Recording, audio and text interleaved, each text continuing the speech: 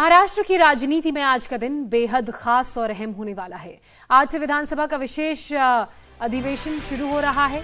आपको बता दें कि सबसे पहले आज स्पीकर पद के लिए चुनाव होना है। उसके बाद कल यानी कि सोमवार को एकनाथ शिंदे सदन में अपना बहुमत साबित करेंगे। और इस सवाल का जवाब अब से थोड़ी देर तक मिल जाएगा कि आखिरकार किस तरह से जो पहली बार शक्ति प्रदर्शन आप कह सकते हैं जब स्पीकर का चुनाव होगा तो बहुत सारी चीजें सामने आ जाएंगी और साथ ही बाला साहब ठाकरे की शिवसेना किसके पास रहने वाली है, एक बड़ा सवाल रहने वाला है। एक तरफ उद्धव ठाकरे का दावा है तो दूसरी तरफ बागी विधायक भी कह रहे हैं कि उनकी जो पार्टी है, उनका जो गुट है, वही असली शिवसेना है।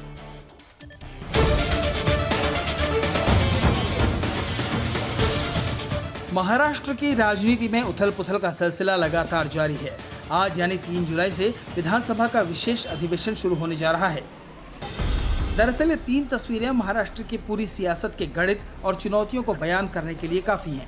एकनाथ शिंदे अपने गुट के विधायकों को गोवा से लेकर मुंबई पहुंच चुके हैं। अब आज विधानसभा में उनके लिए पहली चुनौती का दिन है। स्पीकर पद के लिए चुनाव के साथ ही सबसे बड़ा सवाल यही रहेगा कि शिवसेना किसकी रहेगी। 12 दिनों के बाद एकनाथ शिंदे गुट के बागी विधायक गोवा से मुंबई पहुंच गए। मुख्यमंत्री एकनाथ शिंदे खुद विधायकों के साथ मौजूद थे। एयरपोर्ट से सभी विधायकों को कड़ी सुरक्षा में लाया गया। इस मौके के लिए खास बसों के इंतजाम किए गए थे। होटल ताज प्रेसिडेंट तैयार था, सुरक्षा के पुख्ता इंतजाम थे।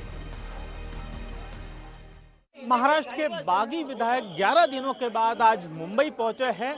गोवा से मुंबई एयरपोर्ट, फिर मुंबई एयरपोर्ट से ताज प्रेसिडेंट होटल पर ये सभी विधायक रुकेंगे। जिस तरह से बीजेपी के प्रमुख नेता भी यहाँ पर पहुंचे हैं, सुरक्षा व्यवस्था के बीच में ये सारे विधायक यहाँ पे पहुंचते हुए दिखाई दे रहे हैं।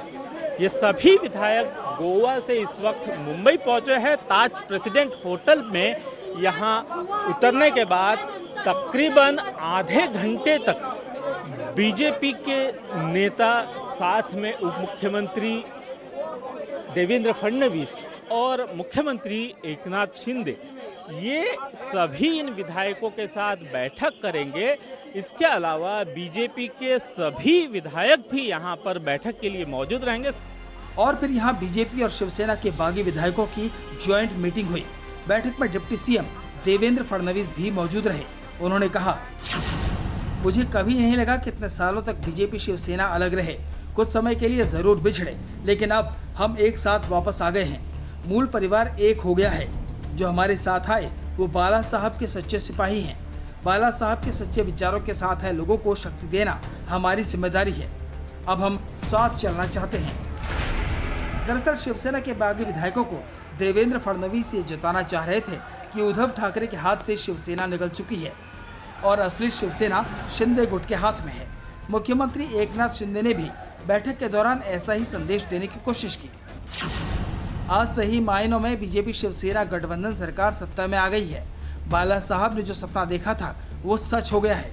मुझे लगता है पार्लियामेंट्री पार्टी की लेजिस्लेटिव शिवसेना कौन सी है, इसका निर्णय अभी तक होना है। बाला साहब के विचारों पर चलने वाली शिवसेना ये एकनाथ शिंदे जी की है।